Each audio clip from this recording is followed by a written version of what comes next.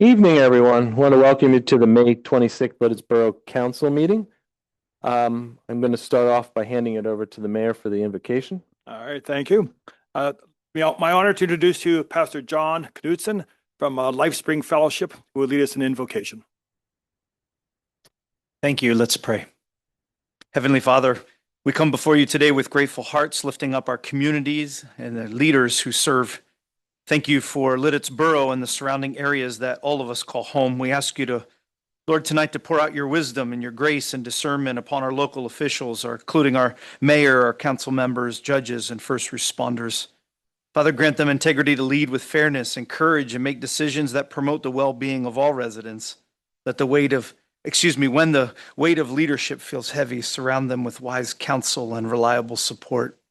Give them encouragement and endurance. Give them the physical energy needed to navigate these daily responsibilities. And Lord, we pray for the people of our community. We pray, Lord, that you would foster a spirit of unity, compassion, and understanding amongst neighbors. Help us to set aside any differences to be able to bridge divides and support one another in times of need. Let our town, our community, and everyone who lives here, Father, let it be a place of peace and safety and mutual respect. We thank you for this opportunity, and we pray over this meeting tonight. We ask for your wisdom and guidance, and we pray everything in Jesus' name. Amen. Thank you, Pastor Knudsen. Please stand for the Pledge of Allegiance.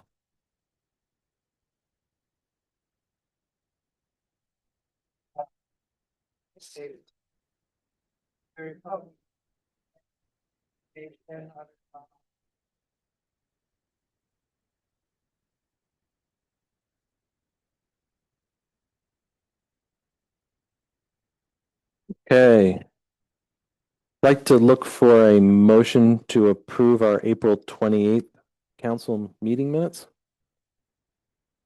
Motion to approve April 28th council meeting minutes. Those in favor? Aye. Aye. Approved.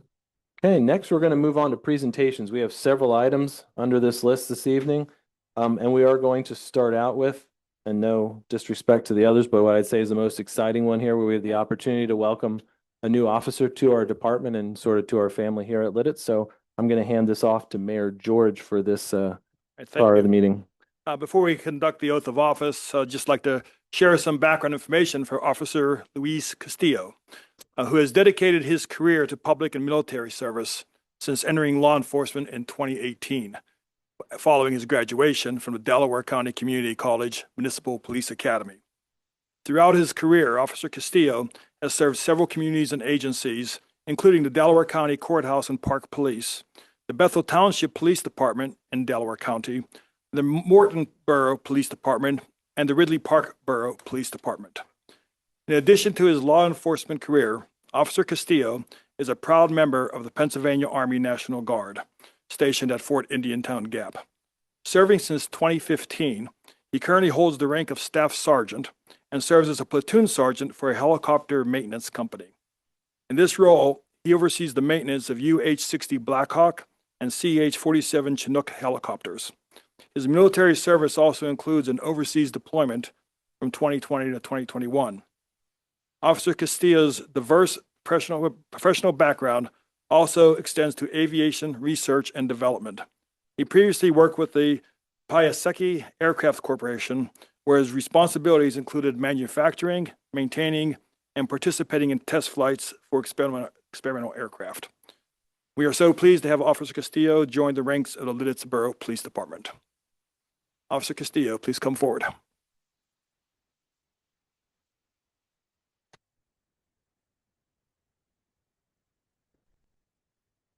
Raise your hand.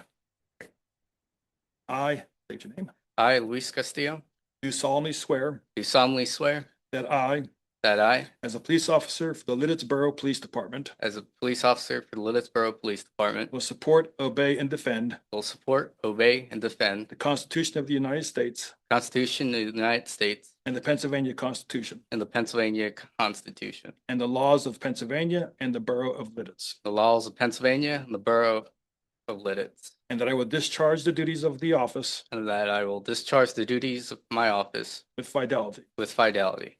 I will uphold, obey, and enforce the law I will uphold, obey, and enforce the law without consideration without consideration to a person's race, color, sex, person's race, color, or sex, religious creed, Li- sexual orientation, age, religious creed, sexual orientation or age, national origin, national origin, ancestry, or disability. ancestry, or disability. Congratulations. Thank you.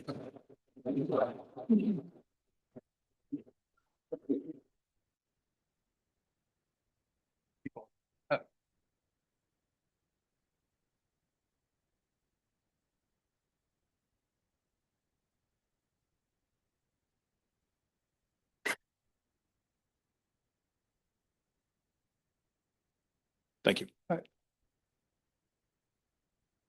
Sure. Yes.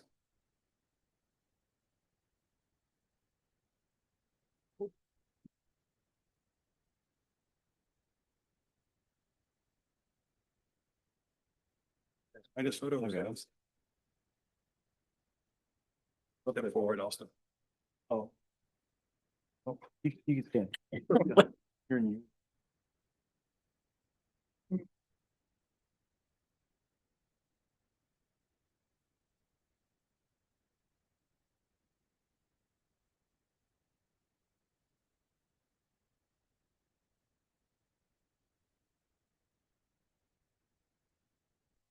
Thank you all for your service.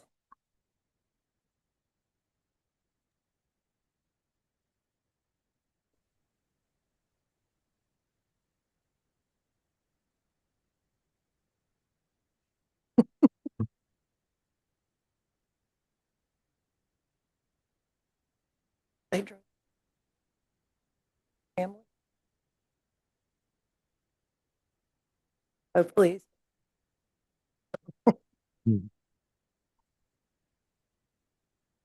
Okay, we'll move on to our next item of the evening. A presentation from Brown Plus on the 2025 audit. Yes. Good evening, everyone. My name is Scott Henry. Can everyone hear me? Rob's turning it up Okay. just a little bit. Thank you. Can you hear me better now? Yes. Okay, perfect. I do thank you for letting me be virtual. I'm coaching my daughter's 8-year-old soccer team, and this was our last practice this evening. So I do appreciate you letting me be virtual this evening. I am going to go over an audit presentation of your financial statements. If you were here last year, it's a high level of the financial statements. If you do have any questions along the way, please stop me. Happy to answer anything, or I can answer them at the end. We always recommend you to still review the financial statements. There's a lot of great information in there, but I'm just going to go high level tonight. And I want to start off by thanking Rob and his team, Kristen and Eliza, for all their hard work. Audits are never easy, and we just really appreciate their hard work and dedication to this process. Over the past 3 years that we've had the audit, I've seen tremendous strides in the performance of the audit, and that is accredited to them. So I do appreciate everything that they've done so far for the audit. I'm going to start off on PDF page 4, Rob.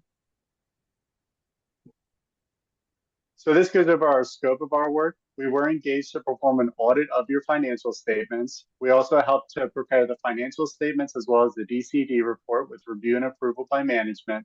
And we also maintain your capital asset schedule in our capital asset software that is then provided to management at the end of the audit for review and approval.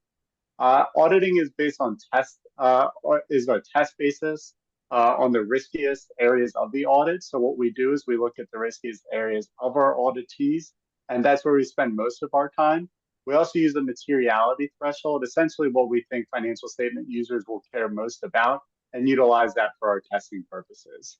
We also look at your internal controls. We're not providing an opinion on those internal controls. However, if we would notice anything, we would let you know about that. That being said, we were able to issue an unmodified opinion on your financial statements, which is the best opinion that we can give, and essentially says that your financial statements are materially correct and in accordance with generally accepted accounting principles. And this was the same opinion that we gave last year. If you don't mind going to the next page, Rob. This is your condensed statement of net position, also known as a balance sheet. This is on the full accrual basis of accounting. So this includes items such as your capital assets. It also includes your long-term debt and it also includes your pension and OPEB plan. So it might be a little different than you see on a month-to-month basis. Just looking at a couple of key things here, you'll notice that your non-current assets relating to governmental activities increased approximately $327,000 during the year. This was primarily due to your police pension plan becoming a net pension asset in the current year, which I'll get into in a minute, but it's great to see that. You also see that your current liabilities decreased for your governmental activities, approximately $865,000.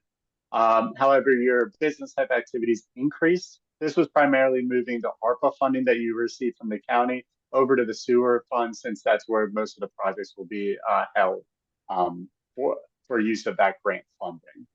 Also, you'll notice that your non-current liabilities decreased approximately $1.2 million during the year. This was due to normal debt payments as well as positive return on your pension investments. So really good to see with both of those. Overall, for your governmental activities, you had a total net position at the end of 2025 of approximately $9.4 million. And then business type activities, approximately $29.2 million. So both strong, healthy net positions at the end of 2025. You can go to the next page, Rob. This is your statement of activities, also known as an income statement. This is also on the full accrual basis of accounting. So revenues are recognized as you earn them, and as expenditures are recognized as the goods are provided to you or the services are provided to you. Also, as mentioned with the capital assets, they're being picked up on your balance sheet rather than being picked up as an expenditure and depreciated over their useful lives.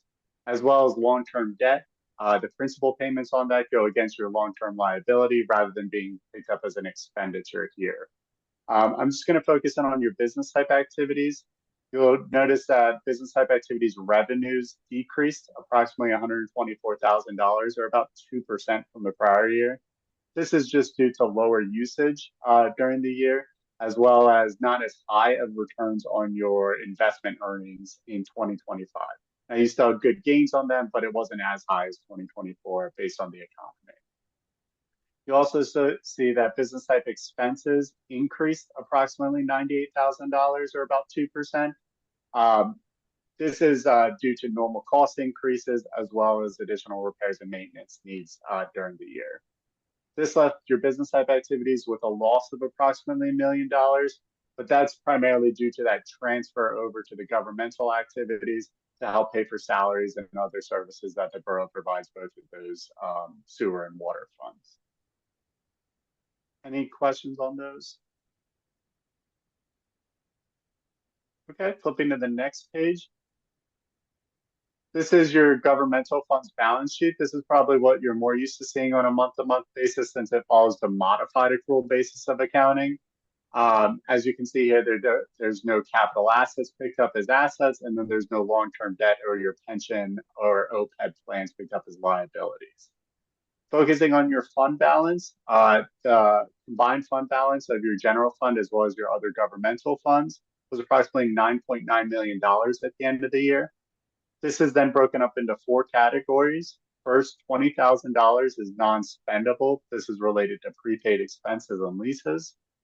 Approximately $140,000 is restricted for construction and maintenance on roads and bridges, your liquid fuels funding, as well as the Tricentennial Fund, approximately $2,000 left in that. This leaves approximately $6 million as assigned.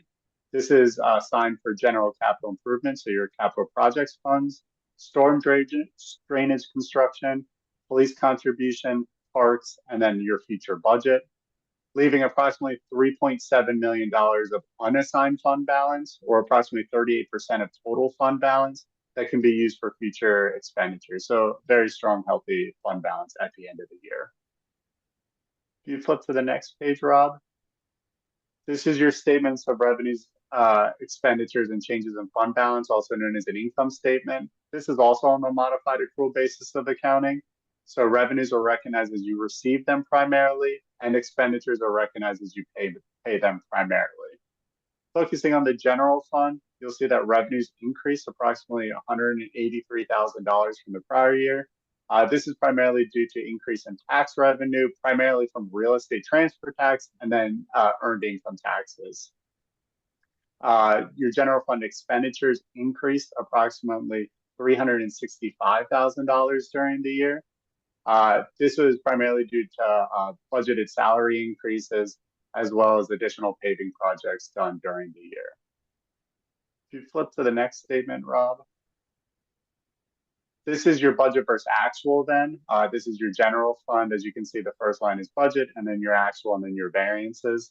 Looking at your variances comparison to budget, revenues were up approximately $260,000, primarily related to those real estate transfer taxes as well as earned income taxes during the year.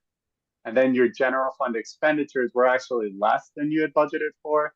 There were a couple of projects that you were anticipating happening in 2025 that got pushed back to 2026, just based on when they would be ready. So overall, you did have a net change or a net loss in your general fund of approximately $20,000 for the year. However, you were budgeting approximately a $900,000 loss, so it did come in a lot better than you were anticipating. Any questions on those? If you flip down 2 pages, then Rob, thank you. First, just the middle of the page, it's just the general fund expenditure metrics there, just showing how you're utilizing your money and what categories the expenditures are going to for your general fund. You can see they stay pretty flat. You're allocating approximately 40% to public safety, approximately 35% to public works, and then approximately 3 to 8% for the other categories. So pretty consistent from year to year. If you'd read through the financial statements, there are a lot of great notes to the financial statements. I'm not going to go over all of them, just 3 tonight. First, your capital asset notes. The borough purchased approximately $1.6 million of capital assets during the year. And then this was offset by approximately $2.4 million of depreciation expense. What that is, if you think about a car, you expect the car to last 5 years. So if you pay $50,000 each year, $10,000 gets picked up as depreciation expense. So that's what makes up that 2.4. Your significant capital purchases during the year were the HVAC improvements at the borough office, purchase of a leaf truck, some equipment, the Front Street main replacement project, the Broad Street traffic lights and signs, the Newport water tank project, and then various manhole projects. So some pretty significant activity in the borough during the year.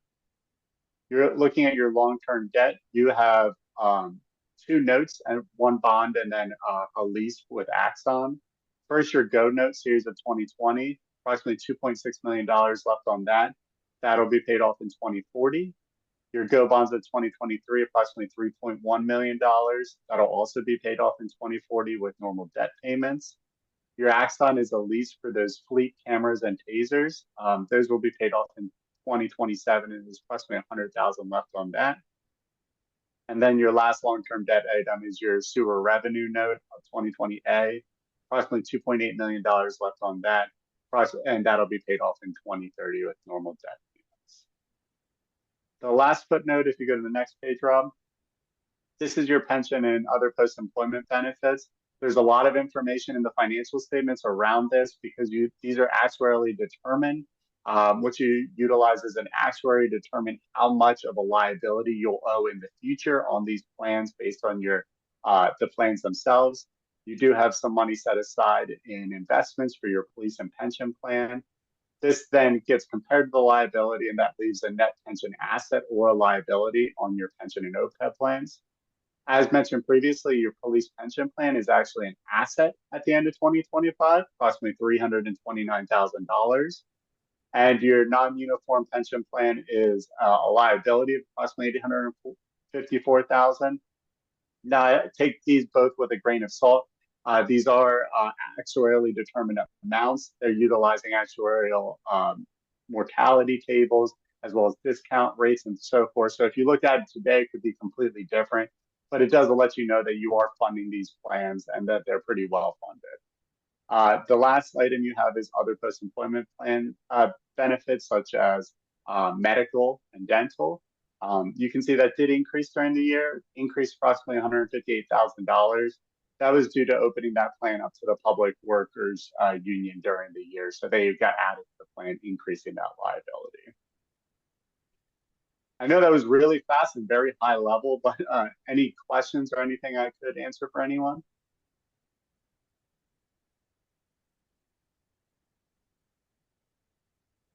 No, I don't see any questions from council. Is anyone else in the, we have one. Yeah, thank you for your report.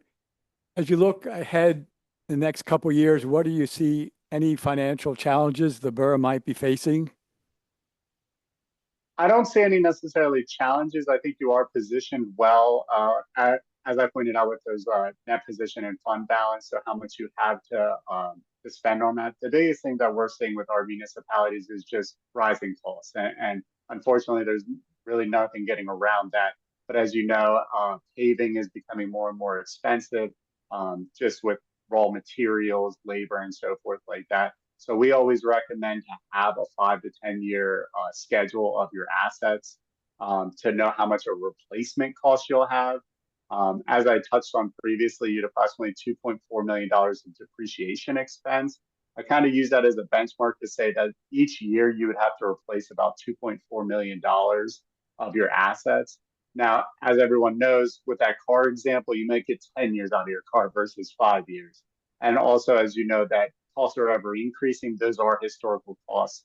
So it is probably a conservative effort, but conservative estimate. But that's the biggest thing, just what we're seeing with all municipalities, just rising costs, keeping good people employed. Great to see another officer joining. But those are the biggest challenges we're seeing right now with our municipalities. Thank you.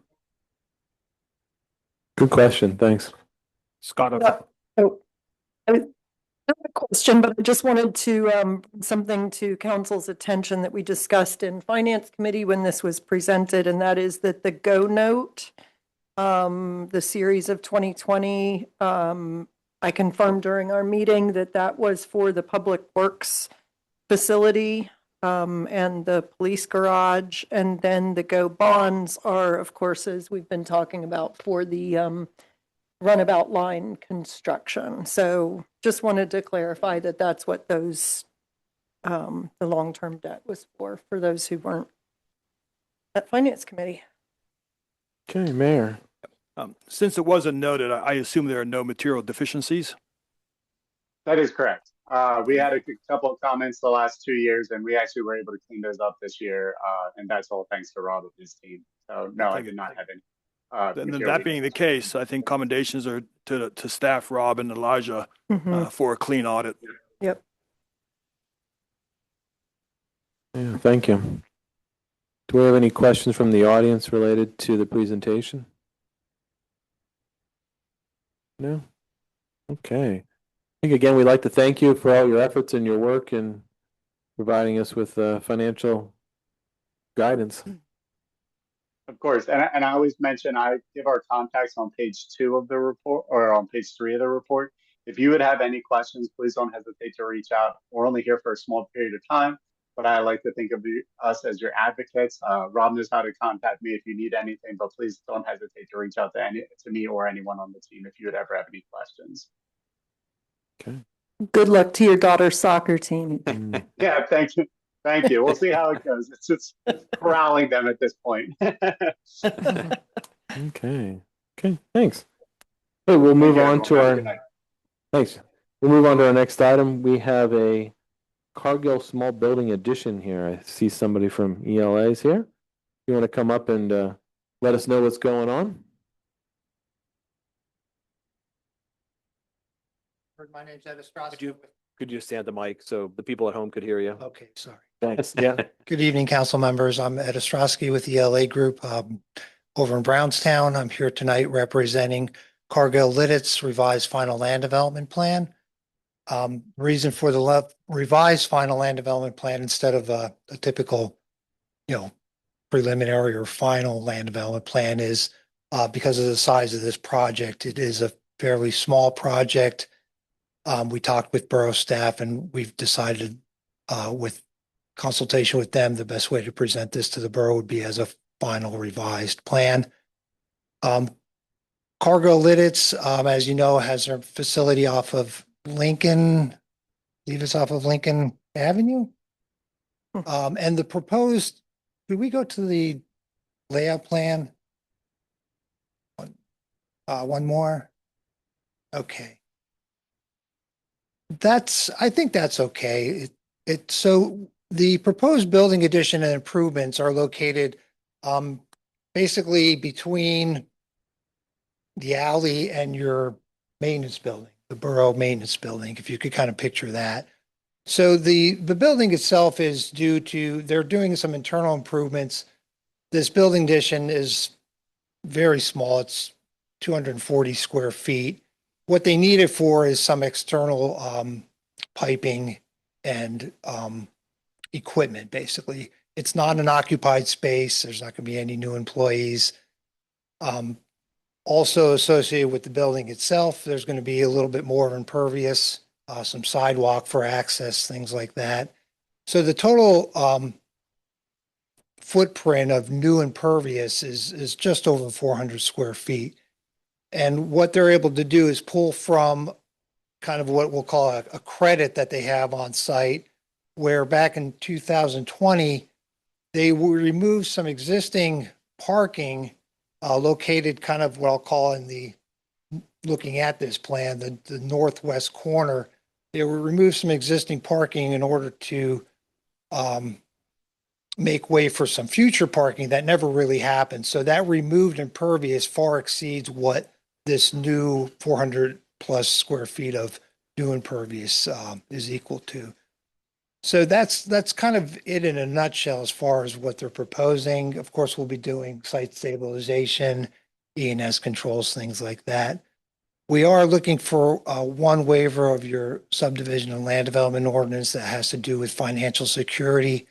We provided a quick cost opinion for this project. I think it was like just over $1,000.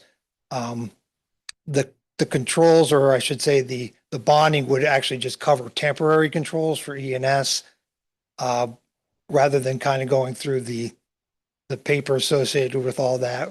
We thought it best to just ask for a waiver of that amount. The contractors are going to do those improvements along with the actual construction of the building and sidewalk itself. So we would ask for your consideration on that. Does anyone on council have any questions?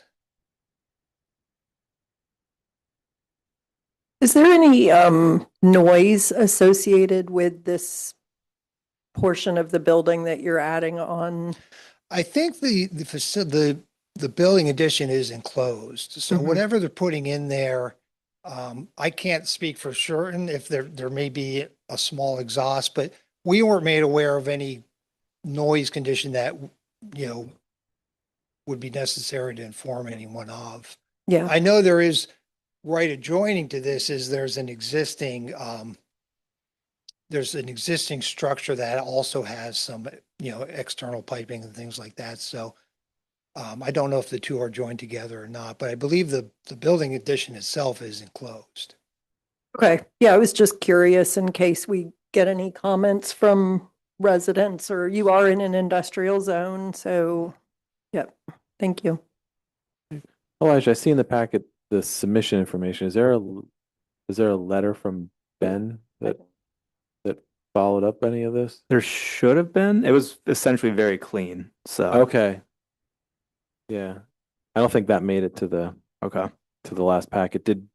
Was there a recommendation of support for the relief that was requested?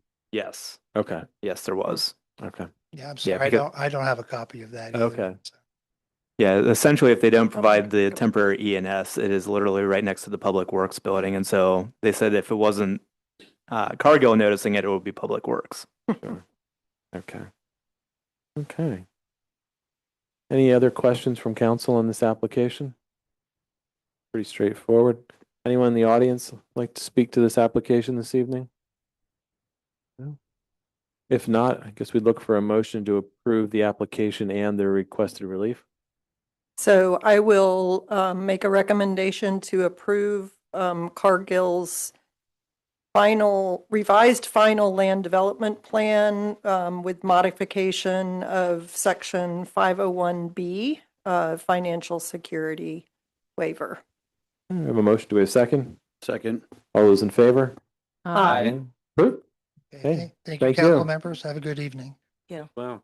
Love to see Cargill continuing to invest in our community. Yes, they're very happy to be here and working with you guys. Thank you. Thank you. Okay, next we're going to move on to the Warwick Woodlands preliminary plan resubmission. Mr. Peel here with us this evening. Good evening, Alex Peel with RGS Associates. With me this evening is Dave Swartley, CEO of Moravian Manor. So as you'll see on your agenda tonight, we have two items that are noted there. The first is a revised preliminary plan, which is the first item to discuss. So as I think everybody's aware, the Warwick Woodlands project is a phased TND in the borough. We're currently on to the third phase of that project. As we move through these phases, there's tweaks and changes made to the plan. In order to memorialize those, we update the preliminary plan as that's kind of the overall view of the project, which is what you're seeing up on the screen now. So as I noted, phase 3 is what we're on to. That's the dark brown building that's being pointed to in the center, which is building F. That is proposed as a community building referred to as the Laurels, which will be parallel to 6th Street, as well as 36 independent living apartments that are part of Moravian Manor's community. Previous to this, we had phase 1, 2A, and 2B. That included cottages that you see on the southern half of the site, as well as the building, large building to the right. That is the Woods building, which fronts on 6th Street and General Sutter. Moving up 6th Street towards West Orange, you have the two blue wings there. Those will be future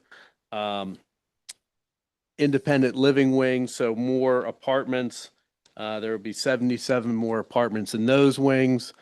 Just to the north of that building is the constructed Saxony Ridge building, which is 62 affordable housing, 55 plus apartments. And just north of that is the maintenance building. To the east of the Saxony Ridge building, the other two blue buildings are in phase 4 as well. That will be commercial space on the ground floor with apartments above. And the final building is up next to Lititz Family Practice, fronting on West Orange. That will be a commercial building that's yet to be determined at this point. So that's where, for a landmark, the right in to right out to nowhere is located, but no longer goes into the stormwater basin. So that's looking a little better along the frontage there. So as I noted, the biggest change here to the design was the configuration of what we're calling Building F, which is the phase 3 building and the phase 4 wings that will come in the future.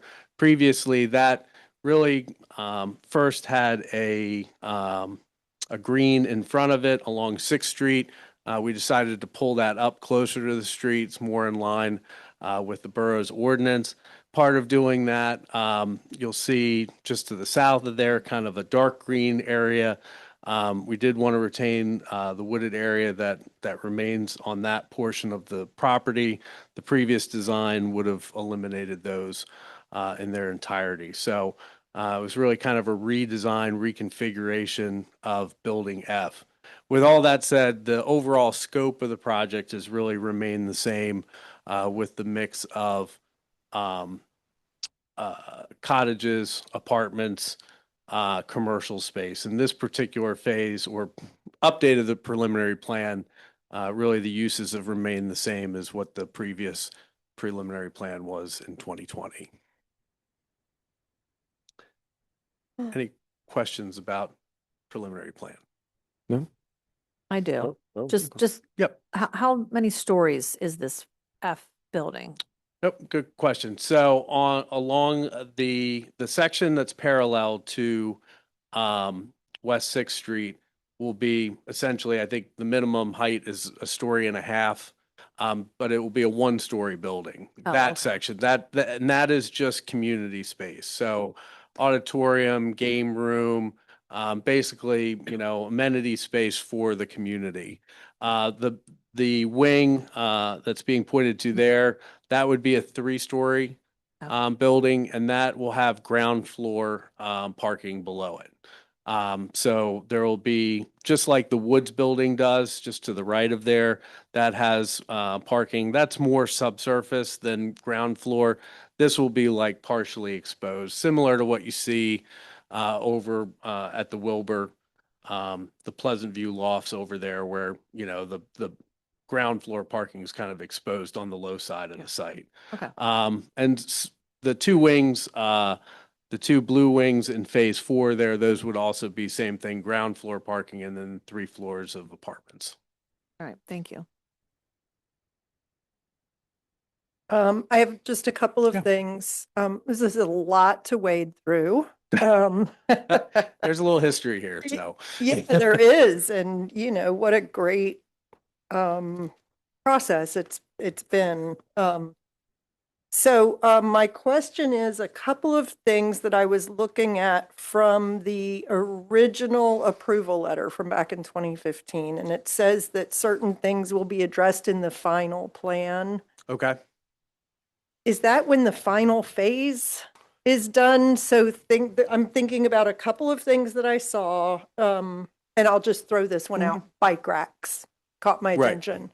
So I don't know that there are any bike racks incorporated now, but is that something that would be addressed in the final Yeah, that phase? would be part of the final. So when we're referring to the final, we're really talking about the final plan for each phase. So Okay.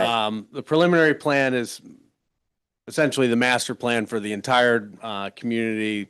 That's, defines the general layout, the uses, what that configuration will be. And then basically we've broken each, the preliminary plan into a final phase. So like I said, phase 1 was the initial cottages and the Woods building, then additional cottages, and the Saxony Ridge building and the maintenance building. So with each of those, we did a final plan for. With that said, I can't remember off the top of my head if we are showing bike racks at this point. Elijah, you might remember. I feel like I saw one that's kind of at the juncture of the Laurel building and the apartments. Yeah, Okay. I believe we do, but we'll double check to make sure that that's incorporated. That's just one of the things in the list that jumped out at me. So, okay. That answered my question on the preliminary Yeah. plan. So that's really the second part of what we'll talk about tonight is that final plan for phase 3. Okay. Any other questions from council on the preliminary plan? No? Anyone in the audience have any questions related to just the preliminary plan or master plan update at this point? No? Just want to, do we need to take action on, we do? On both of them? Okay. I think we're all done talking about the preliminary plan this evening. We might want to have you, are we addressing the variance on the number of units? Is that, I can't remember if that comes here or So they are not going forward with a variance. So there's a little bit of conflicting ordinances. There is one in the zoning TND that they are now complying with, and then Okay. they will need a modification of the TNDO section of the SAUDO, Correct. which is much easier for you guys to grant a modification than having them go before the zoning hearing board with a variance. Or it's that 25% of houses versus how many can go with the TND. It's easier for them to comply with the TNDO. And that action's part of this preliminary plan or part of the final plan? It'll be part of the final. Okay. Final plan. Yeah. Yeah, we've hit that point in the project where we're into the final numbers here. So we've literally found that you couldn't comply with both. So to Elijah's point, Okay. easier to go for a modification than for the variance. So we So- tweaked things. There is nothing, we're just, the motion would simply be to approve the preliminary, The updated preliminary the, plan. the revised preliminary plan, correct? Yep. Yes. Okay. So moved. Looking for a second? Second. All those in favor? Aye. Opposed? Okay, that plan is approved. We'll transition smoothly into the phase 3 plan now.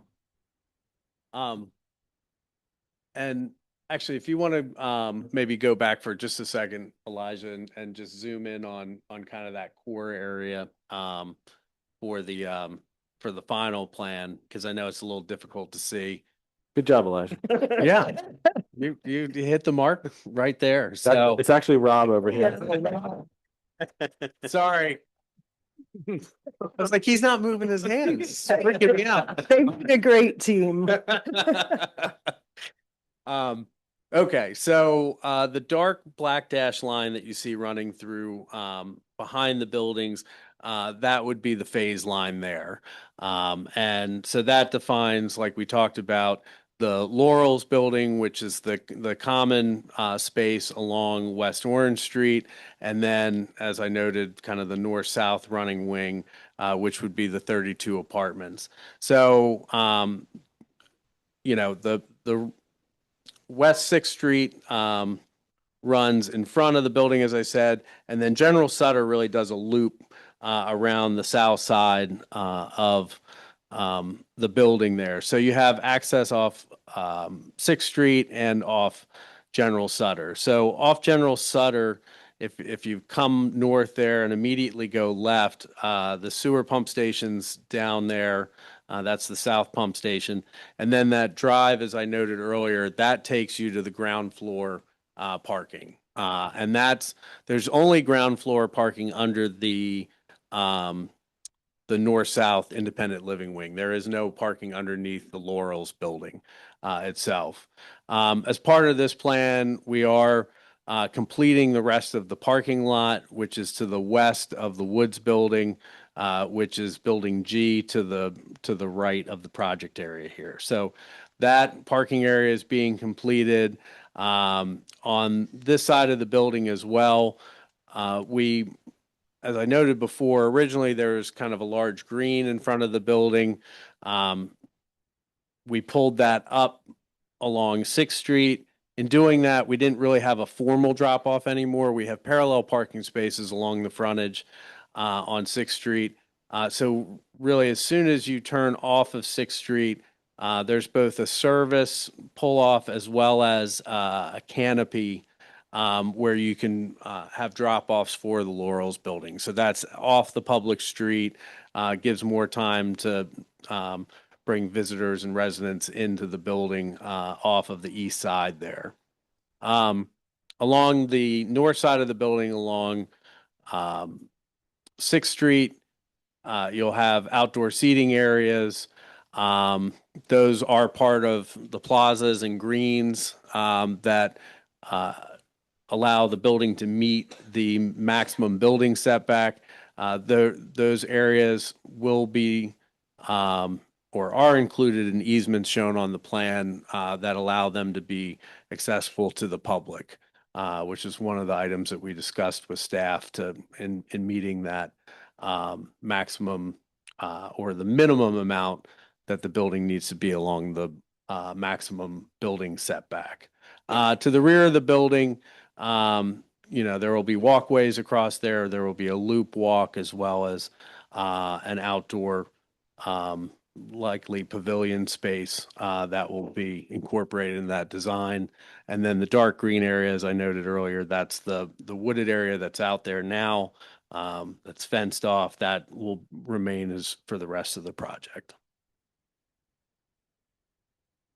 Water sewer service is provided for and actually purchased for the project that was done at the beginning of the design.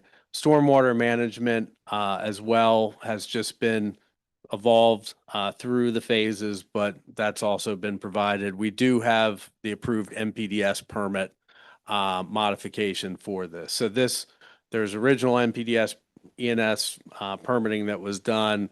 we've done modifications to that for each final phase, and that's been submitted and approved by the Conservation District. Could you go over the two relief requests? Yes. I believe there's two. Yep.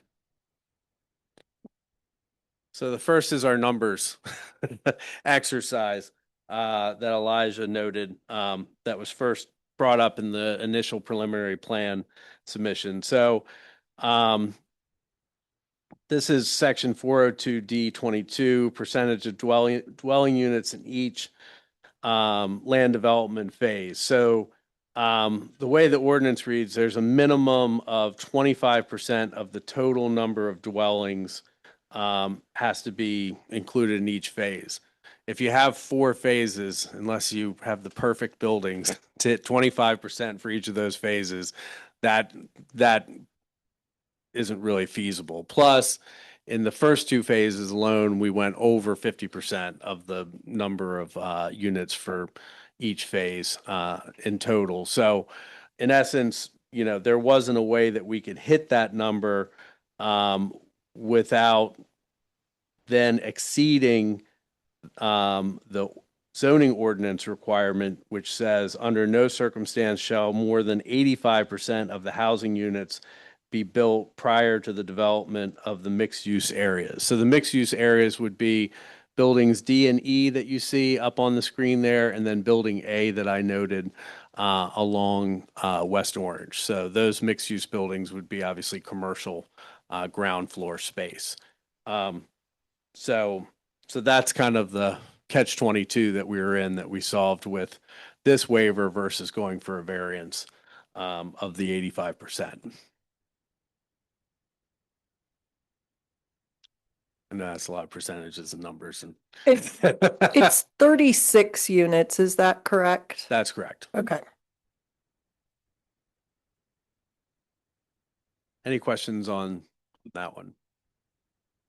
Okay. The second was related to street trees outside the right-of-way and the maximum spacing of those trees. So obviously, street trees are integral, have been considered throughout the design of the project. With that said, with again, some of the changes that we made to the configuration of not having a large green in front, bringing the building up forward, on this side or the south side of West 6th Street is the main conduit bank for the development. So that's telephone, electric, cable, all encased in concrete. You know, as we revised the layout of the planting strip area there, we had sections of that were on top of the conduit bank, which obviously can't plant trees on top of that. So with that said, there are provisions to allow you to be outside of the right of way. So we proposed 6 of the required street trees outside of the right of way. I think we did add easements to those, or they're defined as street trees. I They know should be defined as street trees. street within it. trees in the on the plan. So they are required. If they were to die, they would have to be replaced just like a street tree would. And with that, you know, we had to tweak kind of the separation with those outdoor seating areas and walkways and some of those things. So we didn't hit the exact, I think it's no greater than 40 feet between the street trees. But they are incorporated in the landscape design of the overall frontage of the building. Tree trees would be a responsibility of Moravian Manor to maintain and replant them, not the borough. That's correct. Moravian Manor proper. Right. So then And that street's not dedicated to. 6th Street is, yeah, but even though they're outside of the right of way, we have identified which of those trees that we're proposing in front of the building count as street trees. So if one of those were to die, the manor would have to replace those as they would any other street tree that didn't survive.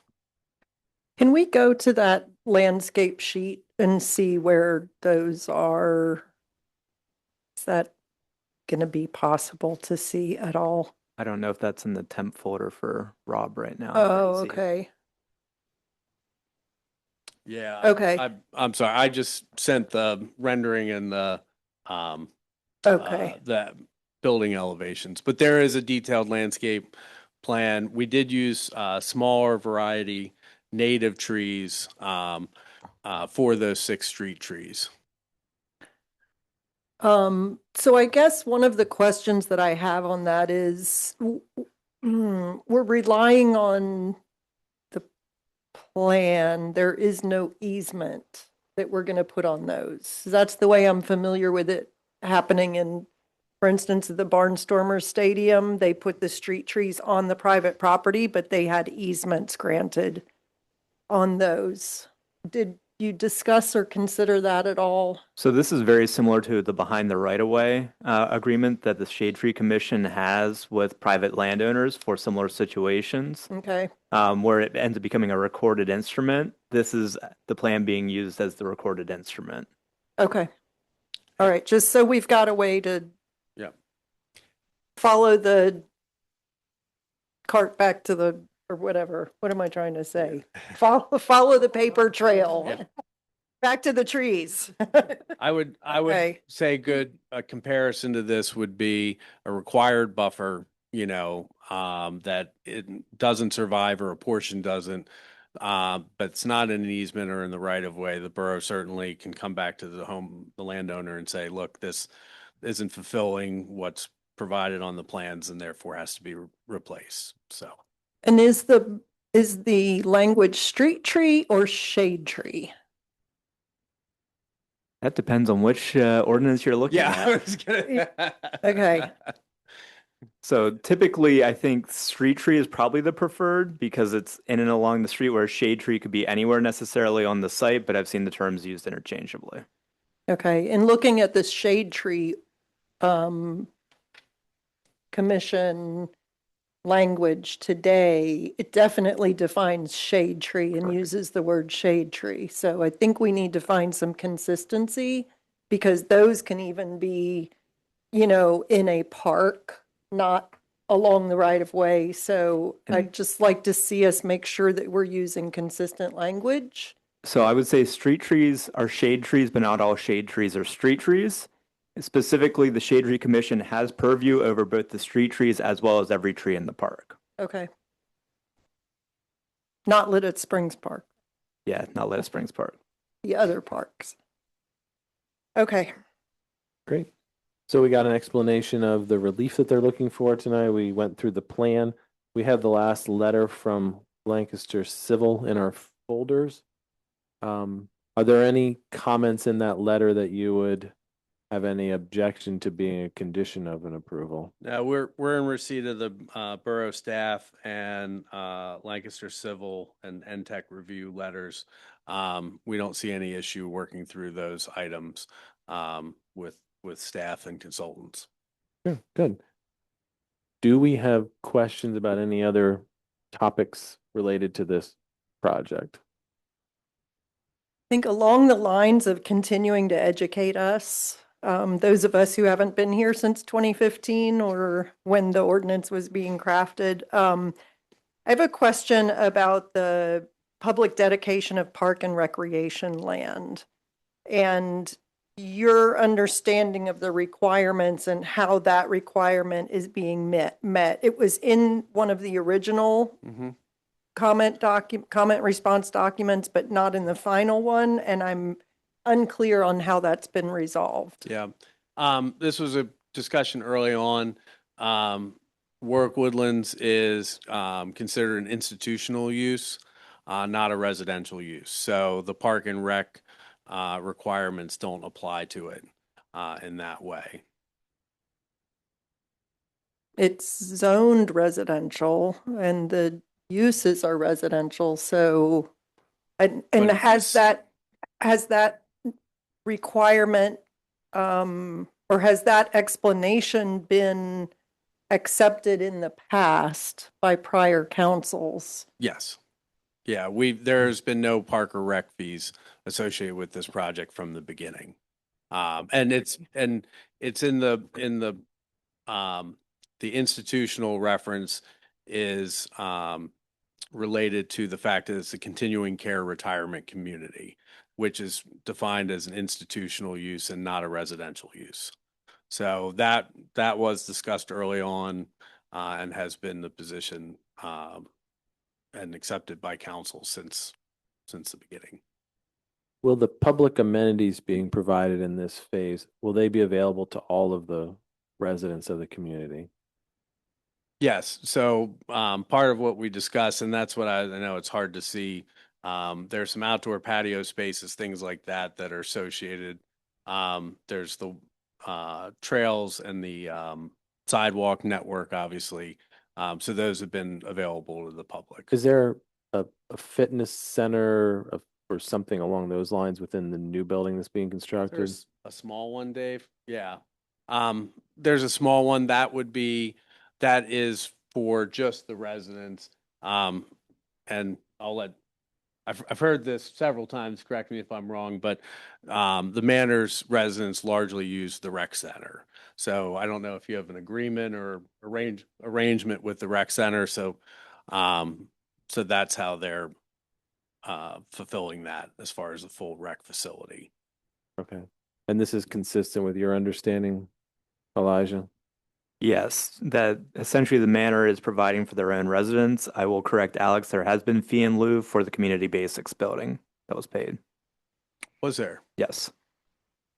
Because during that discussion, we essentially say if you provide it that's not part of the CCRC. Correct. Yep, you are correct. Yep. So that would fall outside of the institutional use as being directly part of the CCRC. Is there, just one more question on this one, is, at this time, is there a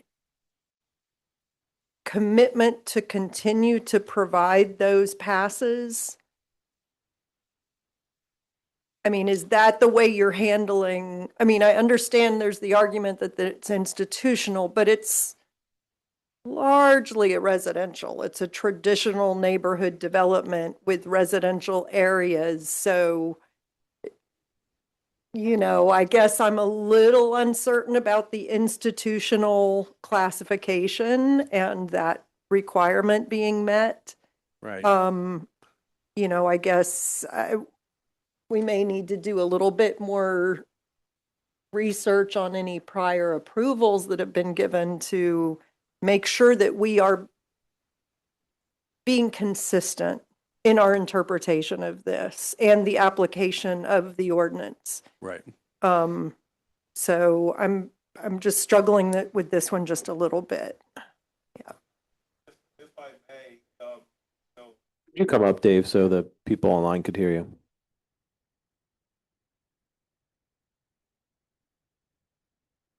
Yeah, just Dave Swartley. One clarification. The Moravian Manor is licensed as a continuing care retirement community. That's overseen by the Pennsylvania Insurance Department, and we file annual disclosure statements. And so, when they look at our property, the Founders Campus and Warwick Woodlands are considered one. There's it relates back and forth. So, it's something that a typical residential community would not have to abide by, and there's a lot that goes along with that. I'll leave it at that. Yeah. I get it. Yeah. Okay. Any other questions related to the phase 3 submission from council? No. Doesn't appear to be. Any questions from the audience related to this part of the project? No?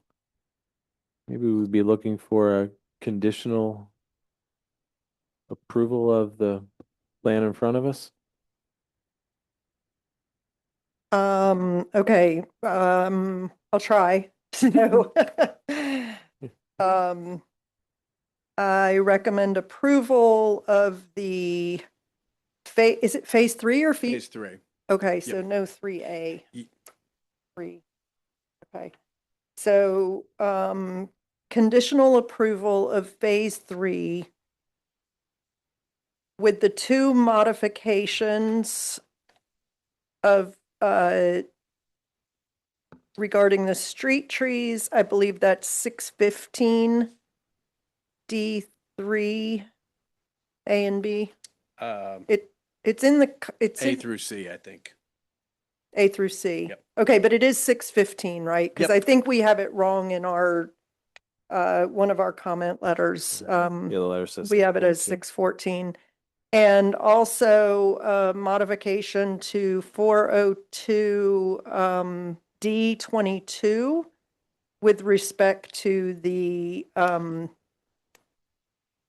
number of proposed dwelling units in the phase. And conditional upon the satisfactory resolution of any further outstanding comments. We have a second to that? Second. All those in favor? Aye. Opposed? Carries. Great. Thanks so much for your Yep. time. Have Yep. a good evening. Yep. Good luck, guys. Thank you.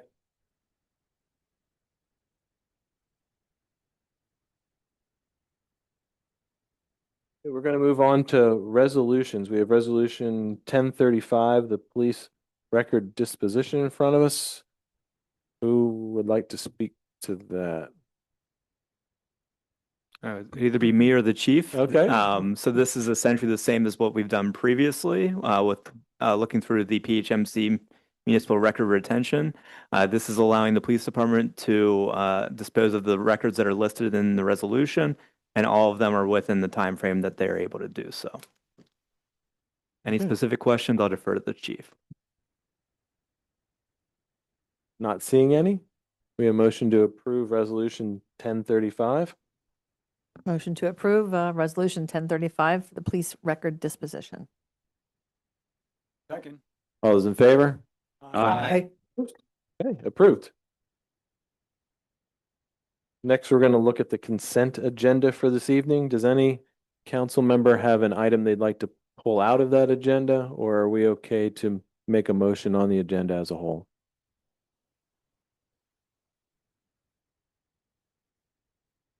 If nothing's to be pulled out, make a motion to approve the consent agenda. Make a motion to approve the consent agenda.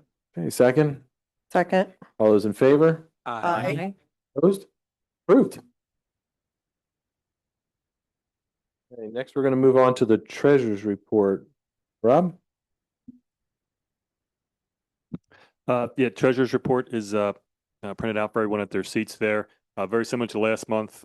Revenues outgained our expenses when you consider all of our funds, but more specifically in the general fund, water fund, and that was it for the ones revenues outgaining expenses. So nothing out of the ordinary in any of those reports. Thanks. So you have in front of you the May DMA MS4 specific invoice. Does anyone have a motion on that? Move to approve the May DMA MS4 invoice. Second? Second. All those in favor? Aye. I recuse myself from that vote. Next, we're going to move on to the council members forum. We have the approval of the 2025 audit. Want to make a motion to approve the 2025 audit? Second. All those in favor? Aye. Approved. Next, we're going to move on to the hiring of a part-time administrative assistant. I believe Rob will lead that discussion, or Elijah. I'll Oh, start. Yeah, okay. I'll Sorry, continue. Darryl, start. We've had some transition in the assistant position down in the front office downstairs.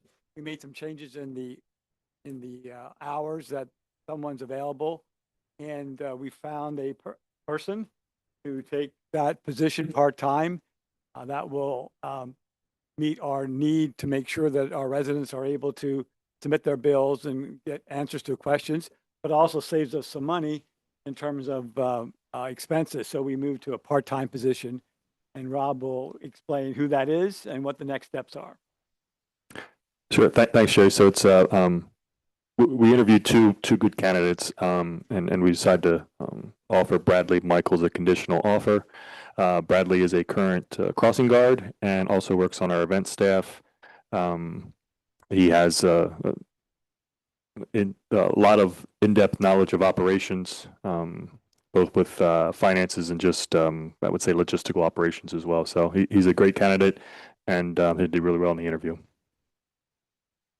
Thanks for all your work to bring that together and to get us a good candidate this evening. Does anyone have any questions about the applicant or the next steps with this?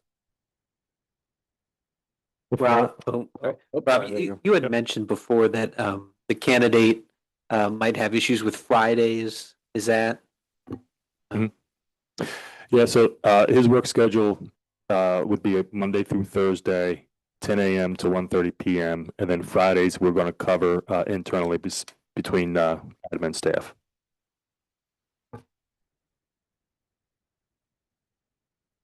That'll save us even a little bit more money.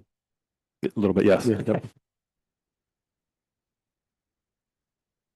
Okay, do we have a motion to approve the hiring of the time administrative assistant? Oops, sorry. Come. Oh, sorry about that.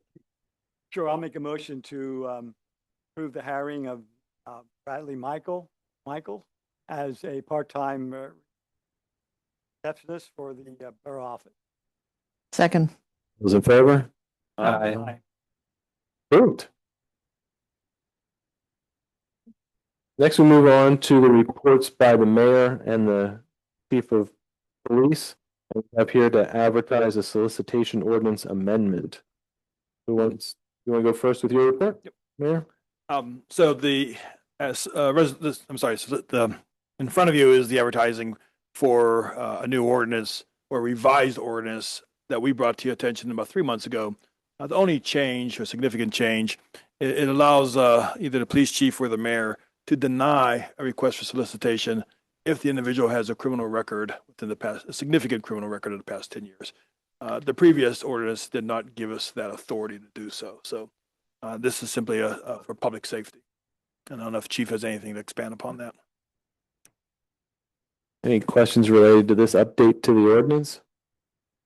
Does that include registered sex offenders? That is correct.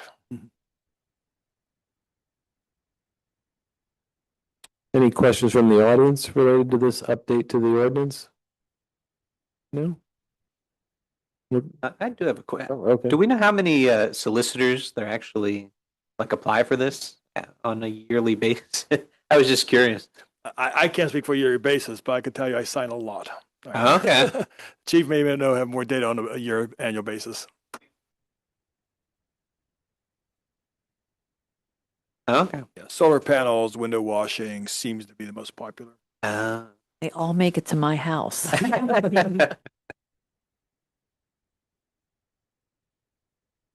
I think we're back to looking for a motion on this one. This is just advertise, right? Yes. Okay. Motion to advertise this is solicitation ordinance amendment. Second. Take him. Second. Those in favor? Aye. Aye. Approved. And before I call on the chief, just an update. Earlier this evening, we heard from Cargill and we heard from Moravian Manor, two of our largest employers in town. Jerry Meck and I had an opportunity to visit one of our other largest employers, which is Kenview. So they celebrated their 70th anniversary of being in this community. So we went over there to attend that, to partake in that celebration with them. Learned a lot. They employ about 550 employers here in our community. Whether it's been Warner Lambert, whether it's been Pfizer, whether it's been Johnson & Johnson, Kenview, and soon to be Kimberly-Clark.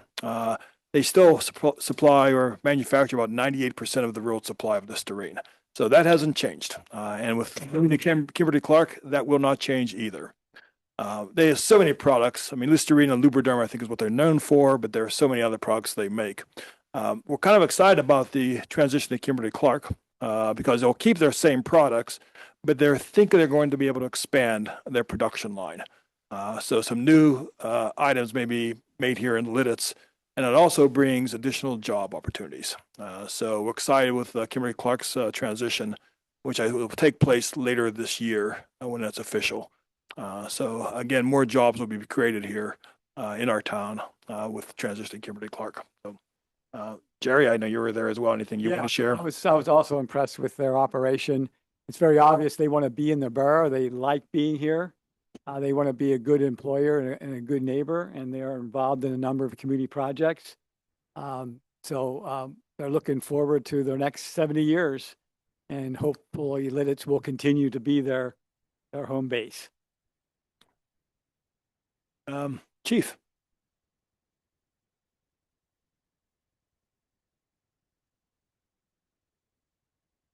I only had one short item to present. Just I wanted to share that the department was I was notified this weekend that we were approved for a federal grant to offset the cost of the replacement of some bulletproof vests.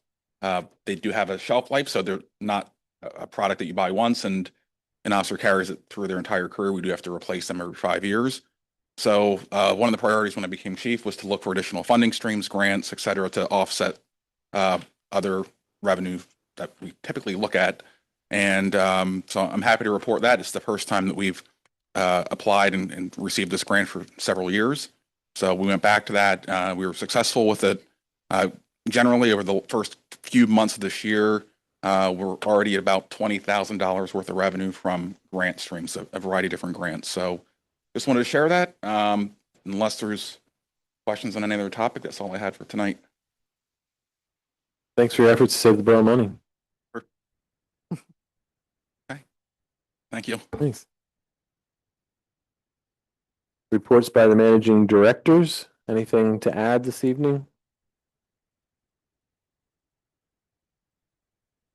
You go. All right, I'll go first. Just two quick updates. The runabout line is ready for a pre-bid meeting. We're just waiting for state grant consultant sign-offs before we're meeting with that, so we can be reimbursed.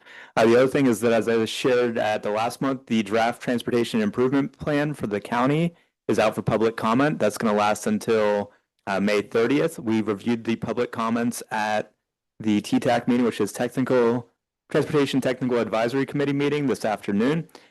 They received, I believe, about 24 comments. 70% of those were in favor of the WORT, which is the rail trail. Thank you. As soon as I said it, I know. So thank you for everyone that commented. There was actually at least one committee member that called out how refreshing it was to have positive comments at this board. So if you didn't have a comment, thank you. If you haven't, there's still time. But it was voted to be approved, so that will go to the full MPO, Metropolitan Planning Organization, for formal approval in June, and that is $900,000 for rail trail construction slated for 29 and 30. So we still have a little bit of ways to go. We have things to do, but at least the funding is lining up. Rob? Just one thing to add that was not on my report. June 1st, you'll start to see some contractors working on the curb for Front Street. They're starting at Cedar Street and working their way down. That'll be a very long time. We don't anticipate the road being closed at all during the curb work, but they will be notifying residents as they kind of move down the road. Rob, can you give us a quick update on the registrations for the water and sewer, the sewer plant tours? Both June 9th and June 11th are both sold out, I guess. All the spots are taken. Yeah. Fabulous. So I think there's probably more than 10 in each one, probably. So, yep. Thank you. And thank you for your help with that. I think I have a question too for Elijah, if I may. In walking through town, I notice a lot of empty tree wells. Is there a current inventory that's available to the public on where those are? Available to the public? No. I know Jordan has had one in the past. I'm not sure how much he's been updating that as things have changed over. So it's something I can follow up with him tomorrow. But at this point, it's not, to my knowledge, it's not publicly accessible. Okay. As some of you know, I am affiliated with a group of people who are interested in promoting tree care and native trees in the community, and they would like to help with updating that inventory. through their efforts. So I said that I would check and see if that inventory is available or if they need to just go out and start walking and identifying those tree wells. There's probably at least a starting point for them to go off of, so I'll follow up with Jordan tomorrow. Thanks so much. Appreciate it. That's all. Thanks. Looks like we're moving on to our second to last item. Any questions or comments from the public that weren't discussed as a agenda item this evening?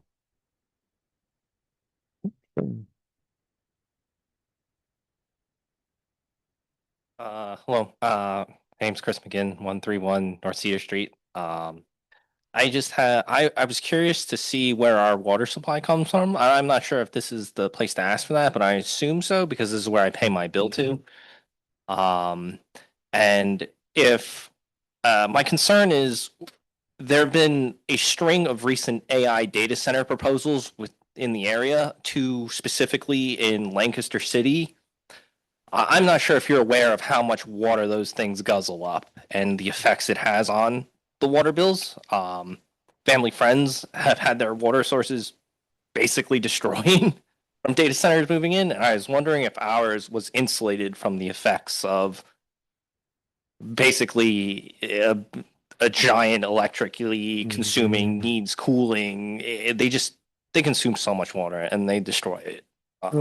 So that's my concern. I know you had a meeting about AI data center or data center ordinances at some point. I just wasn't able to make it. It's okay, and we didn't go much into it. So the short answer to your question, well, the first answer is where does it come from is groundwater. Okay. So there are 7 wells around the borough. The oldest one is actually right near the spring head and dates back to the 1850s. So any withdrawal from the public water system is approved by council. Okay. In fact, they sort of touched on it earlier. Warwick Woodlands, when it came in to build 400 units, had to essentially apply for that capacity and pay for that capacity. So if there's an AI data center that wants hundreds of thousands of units, we don't have that, and we would basically say we can't supply that. That also keeps them from coming in and basically just sticking a straw in the ground, because you have to look at water withdrawals, which we ourselves are governed by the Susquehanna Regional Basin Commission, so that you can't just de-water the aquifer and deprive everyone. So there are a couple of layers of bureaucracy. It's probably more of a risk if you're out in kind of a more rural area where you could put that in, but there's still oversight from different governmental agencies on aquifer withdrawal. Okay. Yeah, I was concerned of the I drink your milkshake problem. Yep. Yeah. So, okay, cool. It's nice to know because it is scary to see what they do to places, and that's all. I was just concerned. They're in the city of Lancaster or adjacent to, and they would come off of the city system, which is a surface system. Excellent. Well, not really, but you know. Thank you. Thanks for your question. Any other questions this evening? I have a quick announcement if I can. Announcements? I am the board's liaison to the Venture Lititz board, and I wanted to just put out a call for people to complete the public perception survey that's being done right now by Venture Lititz. It'll help greatly with the 5-year strategic planning initiative that's underway. I just did. You did? I heard from one person that it's very boring, but please do it anyway. It's valuable information, and it allows us to track over time how people perceive our community, because it is not the first one. It's a survey that's designed by the Pennsylvania Downtown Centers organization, and so we don't have a lot of control over what goes in it, but it does allow for us to do assessments over time and help with the continuing to improve our downtown and keep it a place we all want to be. So thank you. Okay, thanks for the announcement. I think we have one more piece of action to take tonight. We got a volunteer. I'll make a motion to adjourn. Second. All those in favor? Aye. Adjourn. Thank you everyone for coming out this evening.